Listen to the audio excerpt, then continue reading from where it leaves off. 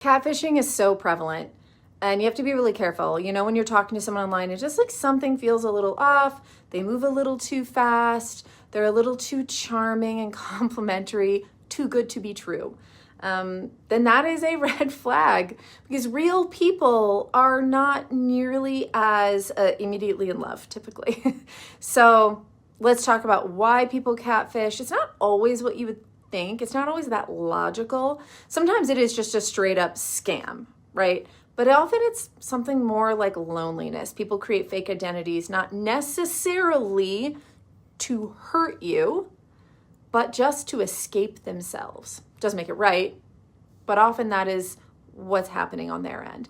You know, they're not getting connection and validation in real life. They feel like a loser or unloved or something. And so they build a persona that they think will receive that kind of attention. Someone who's hotter, cooler, whatever it may be, who can get romantic attention. And so it's like a cosplay, digital cosplay. Low self-esteem plays a huge role. You know, if someone feels like unworthy or invisible, pretending to be someone else and being able to be seen and get attention can be very addictive, especially if you don't believe you could get that as your real self. So there's that escapism.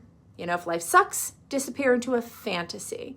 Of course, this fantasy hurts other people, but they really push that out of their mind.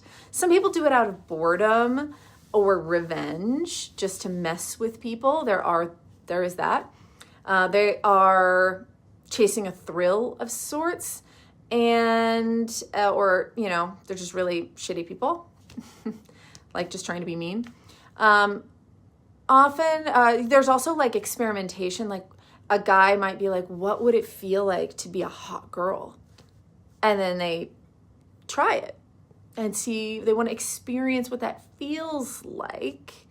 And then they end up in a story that they have a hard time getting out of or don't want to get out of because it's a thrill. So whether it's about validation or power or pain or whatever, it doesn't really matter. People still get hurt and it sucks. None of these are excuses. So if you've been catfished and you feel dumb, you're not dumb. It's a huge problem. It's happened to so many people.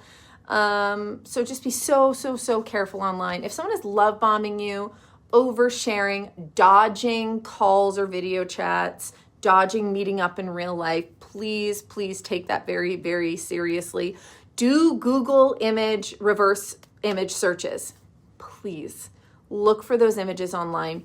Look for signs that photos and whatnot are AI. You know, if everything is like a little too perfected, maybe it's not even a real photo.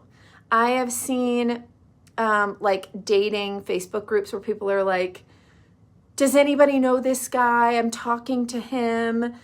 And it turns out, and everyone's like, that's not a real person. That's an AI photo.